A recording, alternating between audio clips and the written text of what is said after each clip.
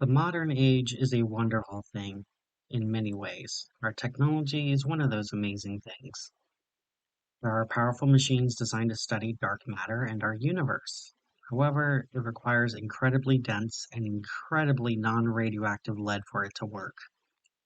Modern metals all possess some level of radioactivity as it is pulled out of the ground.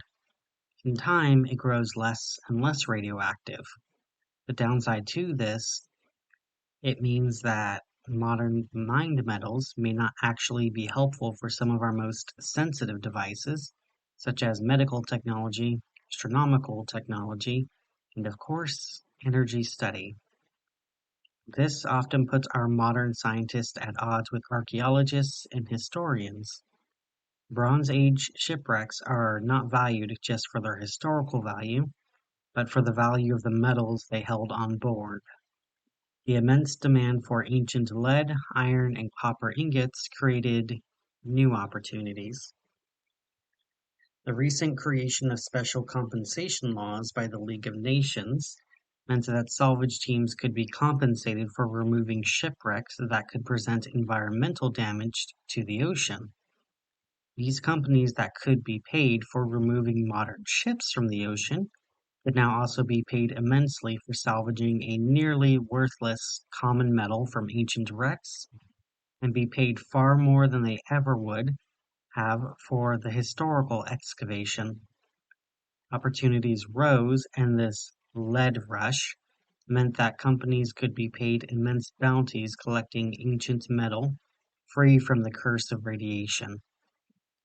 That is the strange thing about metal. Some energy that it is exposed to cannot be purified. You can purify it, reshape it, redefine it, you can even refine it. However, the energy is still there, and it can contaminate and corrupt those who touch it. This is why metals used in reactors have to be stored as well for centuries in dumps that are labeled as not a place of honor. The following entries were taken from a captain logbook on the NL Salacia, a modern Roman salvage ship that collected salvage from shipwrecks in the Central Sea and Oceanus. They were initially formed to salvage Great War wrecks, however, with the new lead rush, they pushed themselves far into Oceanus to salvage shipwrecks no one else would have possibly thought to have salvaged, such as, in this case, the lost fleet of Alexander Lucius Plutarchus, once a prominent and wealthy individual in the ancient days of the Roman Republic, who brought all of his wealth and his building materials owned by his merchants far into Oceanus, shipwrecked not far off the coast of Inaccessible Island. The captain took a calculated risk in salvaging the Plutarchus's fleet, however, I don't think she ever anticipated this kind of risk as even a possibility before she made her way to the southern Oceanus waters. January 6, 2738. The weather has been supportive. The cost of traveling so far from Europa is great, although I did enjoy the journey from Good Hope. A lovely city with amazing friendly people that is a lot friendlier than somewhere like Kart Kadash or even Neapoli. The journey has been 7 days, but it has proven to be quite worth it. We found the wrecks fairly easily. They were visible from the deck, and the divers we were able to send in proved that the ships were carrying lead. The chests and the holds are practically overflowing, and that's just as what is left on the ships. Around the ships there are scattered ingots, lead, iron, copper, even gold and silver. Plutarchus really just grabbed everything he owned one night and put it on all his ships, bringing them out here. I don't know why, but I do know that I am now a very wealthy woman because of his choices. Early estimates are still coming in, but we have definitely made more than we paid to get out here. A single ingot of lead sells for 27,000 centi. That is just the lead. Copper and iron both sell for even more, and the gold. Good Pluto below, the gold is over 100,000 centi per bar. I have to love my ancestors' obsession with metal purity and standardization. A single ingot, just a single ingot of lead pays for our wages, and this wreckage here has so many that my estimators don't have a firm number, but they are certain that we cannot bring it all back to New Hope in a single trip. We will have to make at least 2 or even 3 trips to get it all. The divers have brought up a few bars, but we will wait until tomorrow to start in earnest. The sun is going down, and we have a perfect job. We don't have to rush, even if we turned around right now. We will have made more than we spent here. However, safety is important because we can't spend our money if we're dead. Although, since we can make more safely, so we will. Thank the graces that we found this treasure. Captain Amphitrite Navita Plutarchus. January 7th, 2738. You have to love modern technology. Diving bells bring us down to the ocean floor, fresh air is pumped from above, and the divers load the platform with crates worth of lead. The crates have holes on the bottom, so when they're brought up, they don't bring water, and we load the ingots into the cargo hold, and we are set. Boxes upon boxes full of lead, copper, and iron. The mood among the crew is really good. The work is hard, certainly, but everyone can see our progress, and we will be headed back to Good Hope in no time. Our divers want to collect trophies from the wreck. Normally, it's something like a coral-encrusted sign, a pretty shell, crystal-encrusted sword, or something like that. This time, though, they wanted to collect some of the denarii as their trophy. Coins are somewhat valuable, but not much more than the silver in them. Old Roman coins are ridiculously common in Europa. Some of them were in circulation for centuries, others were immediately dropped, only to be found millennia later by curious hobbyists and children. Still, though, there were people who had coin collections and who simply enjoyed the feeling of having something unique. Not to mention the fact that the story associated with the denarii was worth more than the denarii itself. The old denarii did not keep up with the modern denarii. They were worth, at most, 5 centi, maybe a bit more if you sold it to a collector, but it was no more valuable than other trophies. So I agreed to let the divers collect the denarii as their trophy, although the agreement was only 1 denarii each. They agreed and work went on. I know some other captains would worry about the divers trying to sneak extra silver to their quarters, but I trust my crew, and again, it makes no sense from an economic point of view to steal denarii. Even if there is a crate full of it, the crate of silver is worth less than a single crate of lead, and everyone is enjoying their percentage of the salvage. So by replacing a crate of lead with silver, they'll make less centi, and if they try to sneak it above in their gloves or whatever, that's maybe 20 extra centi for them. I'm not going to violate my crew's trust and privacy for 20 centi. I already have my tribute set aside for the Graces.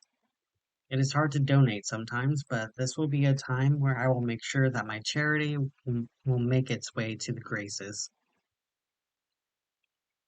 I can already hear the crew talking about the newest pleasure, house, or experience that we'll buy with the share. Telling them that I was donating 10% to the Graces was boring and would only confuse them. There was an argument in the galley. One of the divers apparently got into a fight with one of the deckhands. Something about a crude joke about the diver's job that pissed off the diver, and he punched the deckhand hard enough to knock out his gold tooth. So now I am down one deckhand while a diver cools his heels in the brig while they clean up the galley, still looking for that tooth. But we just need to keep our cool for another day and we can head back to New Hope. January 8th, 2738. Today has been one of those days. Well, we found the gold tooth. Apparently, the diver picked it up and kept it with him while he was sent to the brig. He spent all night just stroking the tooth in his hand. When we tried taking it away from him, he got violent with us. So we're letting him keep the tooth. It isn't like the deckhand is going to miss it. He passed away overnight. The ship's doctor was not able to tell me why, but as far as he could tell, the deckhand heart just stopped. So his corpse is in the ship's morgue until we make it back to New Hope.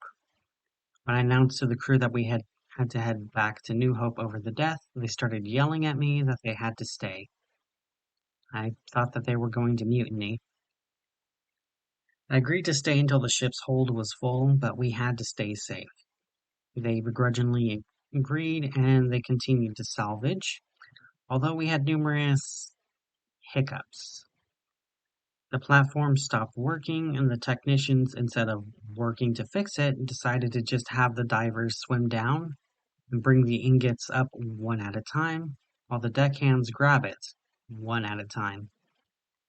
No one told me that the platform stopped working. I had to find out when I went out myself at sundown, when we should have all been back on the ship. Instead, I found them still hard at work. They didn't even use lights. They just kept working in the dark. I finally convinced them to stop working and rest so more work could be done tomorrow.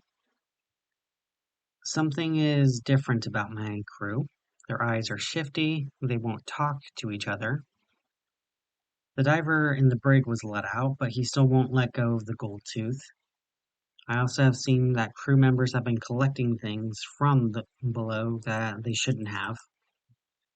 They've been playing with the denarii, but also in lead blanks. They are endlessly fascinated by what they took, and already I have no one I can talk to anymore. I tried talking to a few of the crew, but they didn't even acknowledge that I was there. So, I tried piloting the ship. However, the moment the ship started to drift away from Inaccessible Island, they started to bang on the door as they tried to break in. First, I didn't worry since I knew those windows were designed to handle the sea. It wasn't them breaking in that worried me. It was what they were doing to break in. I saw them punch at the glass with the full force of their fists. The glass didn't so much as crack, but I saw their fists bleed, their broken bones sticking out of their hands. Still, they tried to break down the doors and windows. I saw them bang their heads against the walls harder than I know a human head could hit. They didn't just bounce. I could see the dent in their skulls. I saw men with their teeth shattered, the silver and gold fallen out of their skulls, and the others scrabbling for the precious metal. I watched as they killed themselves trying to get in, and they kept trying. The only thing that distracted them was the fillings that fell occasionally, and it was haunting, seeing all of them in such a sorry state. Whatever curse that spread among them was pushing them to try and break into the pilot house. My heart was broken, so I brought the ship back to Inaccessible Island. That calmed the crew, who went back to work, bringing the lead and other metals from below onto the Salacia. They don't bother with lights, they don't bother with equipment, they don't even bother with air. They sink into the sea and they rise, carrying the lead. Whatever possesses them is mammon, greed. I tried leaving the pilot house, but when I did, they all turned towards me and rushed me like away from the ocean. I barely made it back in time. I tried piloting again, but the engine was cut, apparently by my now mutinous men. My sidearm is in my cabin, which, judging by the sound of the gun going off 8 times, means they both found it and fired all of the bullets in the old 8-shooter. I don't know why Mammon isn't possessing me, but I do know that I am only partially safe here. My logbook is here, but I don't have food nor water. I managed to make an SOS that was heard out by New Hope, and they are sending the Vanguard here. It will take them 7 days to get to me. There are no cities closer, and an inaccessible island was called that for a reason. Maybe the helicopters will get here sooner, but I am highly doubtful. There is not much I can do here except wait and try to figure out why I wasn't affected. January 9th, 2783 AUC. I was lying on the floor looking up at the ceiling when the ceiling gave me an idea. On the ceiling was a painting of the three graces, often called charities. I personally commissioned several paintings of the graces around my ship when I realized maybe it was something about the graces that are keeping me safe personally. At first I thought it might be a blessing, but that seemed a bit presumptuous. I am but one woman and one sea captain. Sure, I give to charity. Sure, I try to care for others, but that doesn't make me so blessed to avoid the curse of greed. Except, what if that was what it was? I managed to check the history of the fleet, and I found out that Plutarchus in his final days got so greedy that he sold all of his lands and his fish futures to convert to metals that he brought far from anyone else. He only had himself and his crew, who also left all of their lands, their families, and their legacies behind for their wealth. There were even tales that even death could not keep Plutarchus from his gold. Now here we are, 2,000 years later. It was not merely gold, but even the lead was cursed. It had value to us, and the curse spread among it. If we bring the metal back to New Hope, will it dilute or will it spread? Will everything we buy with it what we get with the funds, become contaminated with mammon? Will it spread across New Hope, across Zululand, across Makewill? Or will it keep going until the entire world is infected by greed? People breaking their bones, spitting out their teeth, and shattering their skulls just to gather just a few scraps of this lead and copper. But what is keeping greed from infecting me? The only thing I can think of is my plan to donate part of my share to the Graces. Does that mean that I just passed on the curse to someone else because it was no longer my wealth? Or is it because charity is the virtue that is the opposite of greed?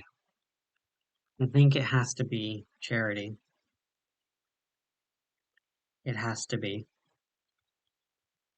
I remember my grandmother telling me about the demons of the darkness. They seek us out, they make false promises, and they offer temptations.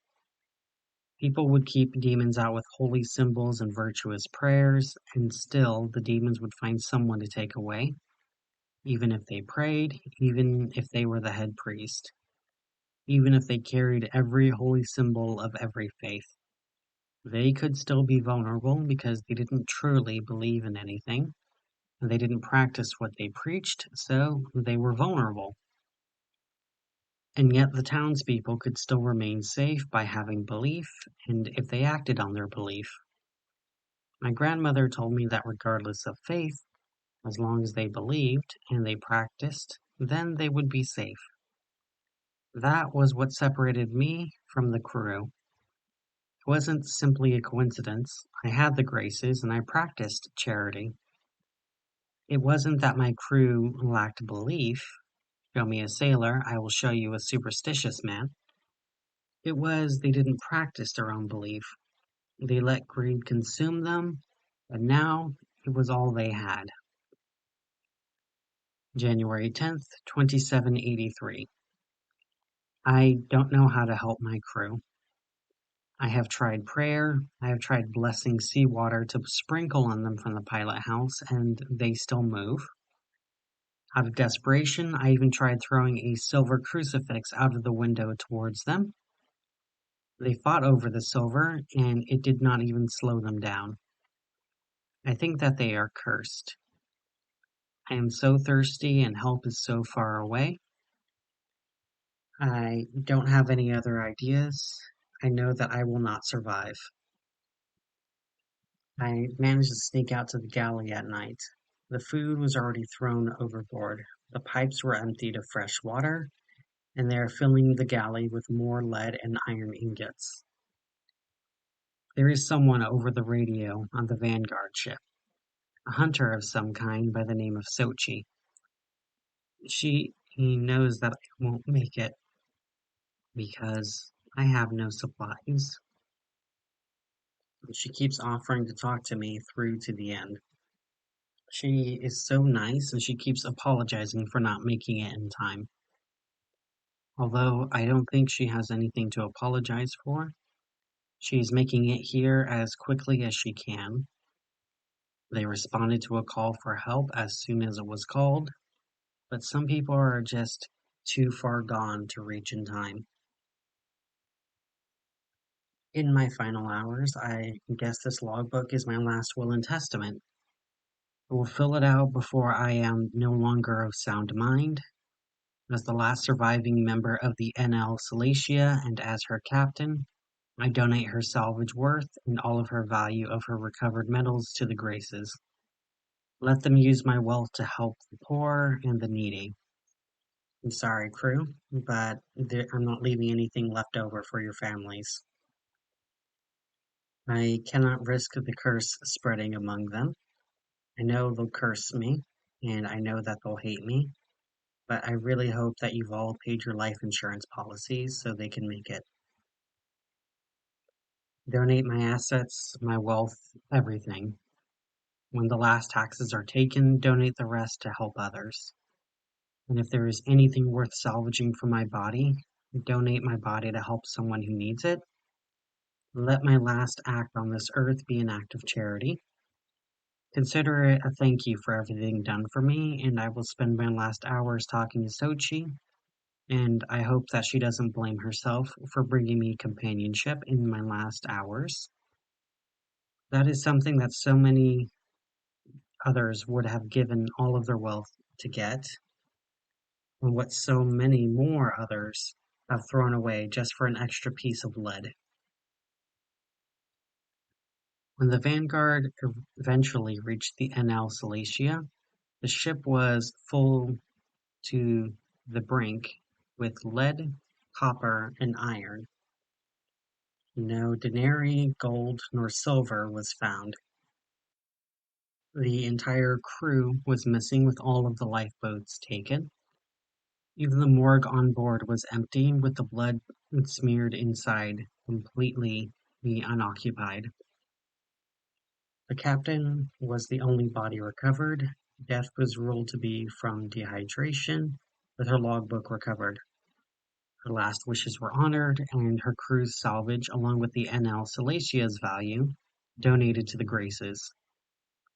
In a very rare act of extreme charity, none of the Graces kept a single centie from the salvage, giving it all away. No other problems with the currency was found. When asked why it was done this way, the only answer given from the Graces is, "Gold gained from greed always remains greed's. Gold given by charity always remains charity's." It is not clear how often this has happened or if it will happen again. The wreck of Plutarch's fleet is still just outside of Inaccessible Island, and the NL Cilicia did not get a chance to salvage everything. A curse like this is a lot like radiation. It doesn't stick to one thing. It infects everything around it. Even if you refine it, even if you purify it, even if you melt it down, it remains, and it is just as deadly centuries later as it was when it was first hidden. It was once hidden by powerful civilizations, kingdoms that thought themselves strong, that could not destroy such a curse. All they could do was hide it. How many of these curses are waiting to be unleashed by the modern age?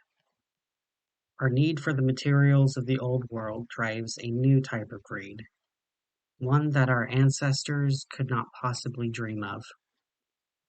A perfect environment for Mammon's minions to spread without being caught. Since the curse is bound to the value of the currency rather than the metal, how easy do you think it would be to spread? How much currency is spent every day traveling millions of kilometers without having to move a single coin? How long would it take for such value to infect every person on Earth? All we have to protect ourselves is our own charity and kindness. Although, how many people could you convince to give away all of their greed-gotten gains? All we can hope is when that cursed currency is found again, that we are better prepared for it, and we are better prepared to keep it from infecting the world.